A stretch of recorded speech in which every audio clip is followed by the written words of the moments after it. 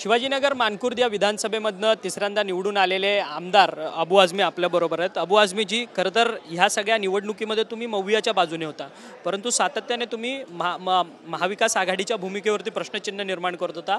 तुम्ही जवळपास 12 जागा मागितलेल्या होत्या, परंतु तुम्हाला 2 जागांवरतीच समाधान मागावं लागलं। बाकीच्या ठिकाणी तुम्ही फ्रेंडली फाईट केली। जर तुम्हाला मवियाने जर जास्त जागा दिल्या असत्या तर तुमच्या जास्त निवडून आल्या असत्या? नहीं, देखिए ऐसा है ना कि पहली बात महाविकास आघाड़ी ने कोऑर्डिनेशन ही नहीं किया। कोई कोऑर्डिनेशन नहीं होना ही चाहिए कि जब कोई आघाड़ी बनती है तो किसी पार्टी का भी आदमी लड़े वो अपना आदमी समझा जाना चाहिए, परंतु कोऑर्डिनेशन नहीं हुआ। कोई एक दूसरे के मंच पे नहीं गया, बहुत कम हुआ, और लोग टिकट के बंटवारे में खींचातानी करते रहे। ये सब वजह जो है हारने की वजह हुई। हम मेरी 2 सीटें थी, मुझे 2 सीटें मिल गई। मैं 9 सीट मांग रहा था, 12 मांगा था मैं 8 सीट पे मैंने फॉर्म भरा था, 8 सीट के ऊपर। बाकी हम लोग हार गए, 2 सीट चुनकर आए। परंतु तुम्ही म्हणतात की हे सगळं कोऑर्डिनेशन झालं नाही म्हणून हा पराजय पत्करावा लागला, परंतु आता तुम्ही विरोधक मात्र ईव्हीएम वरती खापर फोडतायत। मग नेमकं तुमचं टार्गेट कोण आहे? तुमचं कोऑर्डिनेशन की ईव्हीएम? नहीं, मैं देखिए, ये जिनको मुख्यमंत्री बनना है, जिनको प्रधानमंत्री बनना है, जो बड़ी पार्टियां हैं, वो ईवीएम के बारे में सड़क पे उतरे हैं। अगर ऐसा है, मैं तो प्रधानमंत्री जी से भी कहूँगा कि अगर कोई ईवीएम पे ठिकड़ा फोड़ रहा है कि ईवीएम में हैकिंग हो रही है, और अगर आप कहते हैं नहीं ईवीएम हैकिंग नहीं हो रही है, तो एक बार बंद कर दो ईवीएम ना, एक बार बंद करके इलेक्शन करा दो। पण तुम्ही म्हणतात अबू आझमीजी, तुम्ही म्हटलात की कोऑर्डिनेशन नव्हतं। लोकसभेला ज्या पद्धतीने विरोधी पक्षांचं कोऑर्डिनेशन होतं मवियाचं, तसं विधानसभेमध्ये दिसलं नाही। मग ईव्हीएममुळे तुमचा पराभव झाला मवियाचा की कोऑर्डिनेशनमुळे?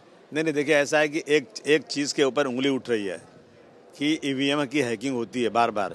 जब भी कोई हारता है तो ये बात उठाई जाती है, और जब पहले बीजेपी हार रही थी तो कांग्रेस के ऊपर ही बात उठा रही थी, आडवाणी जी उस वक्त उठा रहे थे। तो मेरा बोलना है कि एक बार ईवीएम को बंद कर देना चाहिए। अब वजह कुछ भी हो, वो तो सोचने का वो है, विचार करने की बात है। एक तो कोऑर्डिनेशन सामने नहीं हुआ, एक तो वजह ये ही है। दूसरा, ईवीएम के बारे में जो बात हो रही है ना, तो जब सब लोग डाउट कर रहे हैं, अभी एक पाकिस्तान का वीडियो आया, वो अधिकारी था इलेक्शन कमीशन का, वो बताया कि मैंने 70,000 को जीतने वाले को मैंने 70,000 से हरा दिया, और मुझे फांसी हो जाना चाहिए, मैंने बहुत बेईमानी किया, मुझे बाद में एहसास हुआ इस बात का।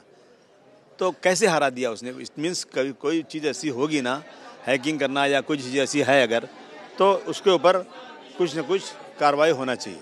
परंतु आता तुम्ही आमदारकीची शपथ घेतली नाही, सगळे विरोधक बाहेर पडलात। तुमचं काय ठरलंय काय? कारण की शपथ कधी घेणार आहात, काय करणार आहात? कारण की तुमच्या शपथ न घेण्यावरती सत्ताधारी म्हणतात की आता आमच्या विजयामुळे रडीचा डाव विरोधक खेळतात। नहीं, ऐसा है, जिसको बाहर जाना हो जाए, हमें कोई मतलब नहीं।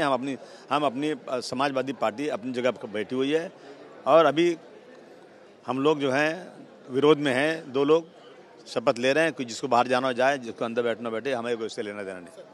धन्यवाद, तुम्ही आमच्याशी बातचीत केली। हे होते अबू आझमी, ज्यांनी मवियावरतीच संपूर्ण अपयशाचं खापर जे आहे ते त्यांनी फोडलेलं आहे।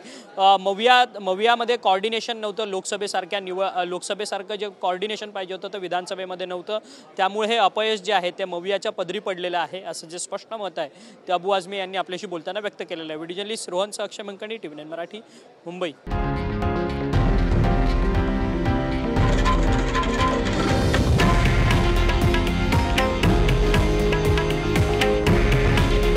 हे आहे देशातील नंबर 1 न्यूज नेटवर्क, आणि आपण पाहत आहात TV9 मराठी।